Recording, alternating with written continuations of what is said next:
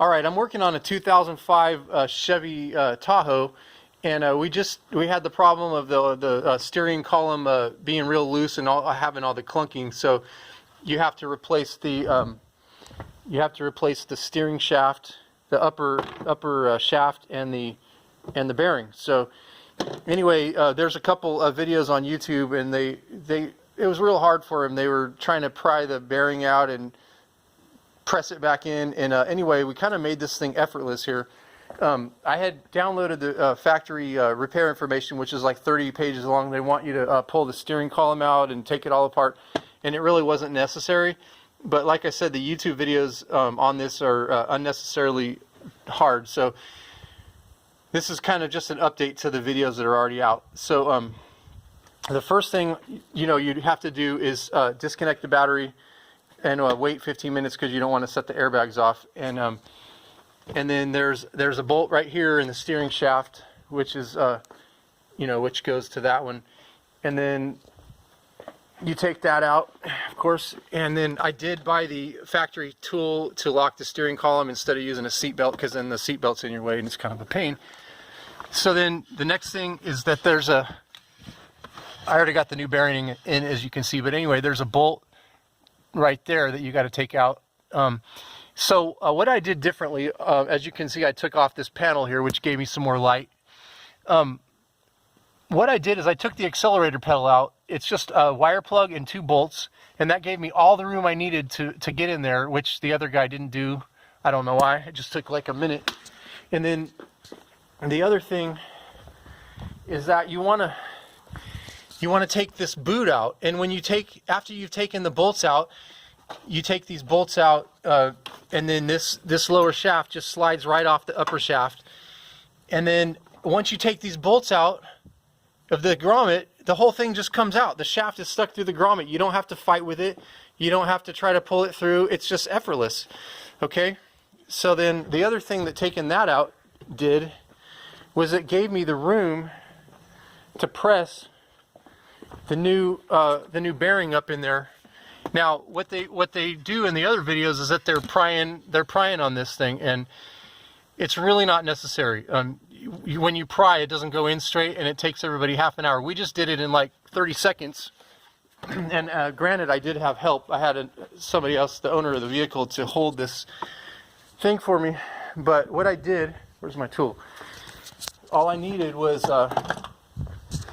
once I got the bearings started by hand, which was easier once the accelerator pedal was out, I made an adapter, and I used a rubber hammer, and I had him go inside the vehicle and hold it square, and I just tapped it in.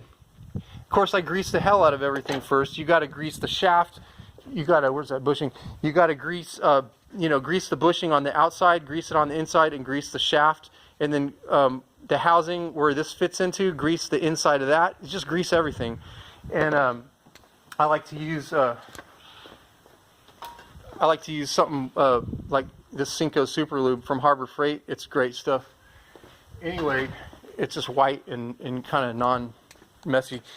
Anyway, the thing is that getting that new where's my tool? Oh, here we go.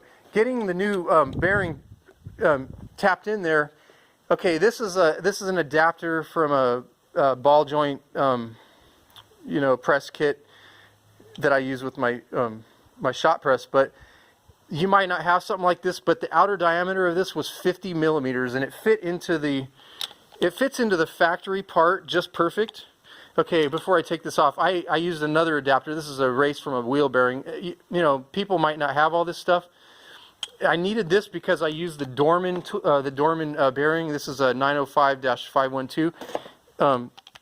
Anyway, if I hadn't used the Dorman, if I had gotten another factory part like that one, this fits in here perfect. You can see how this just fits in perfect. It fits in square. You're not going to damage the bearing. I would recommend getting the factory part and using something 50 millimeters in diameter on the outside like that. And then the other thing, the main consideration for lining this up is these little teeth go into a slot. And so I marked it. I marked the old part and transfer the mark to the new one. But it wasn't that necessary, but it did help because you can turn the steering wheel a little bit even with that tool in there. Another problem with using the seat belt is that you don't really have any play in the steering wheel. And see, the factory lock tool lets it play that much, which gives you the room to turn it to get that little slot in the right place. And so that was kind of cool. And that play is fine because you're really only talking about a 90-degree relationship. It can go one way or it can go the other. So as long as you have that tool locked in and you don't, your front wheels are on the ground, obviously this isn't going to move, then it's going to go back the same way. So it's not a problem. Anyway, so that's just kind of an update to the other guy's video, and I'll link his video in mine, and hopefully that's okay with him. But anyway, we did this like totally effortlessly, and it was just took like 5 minutes or something. So I hope that helps somebody.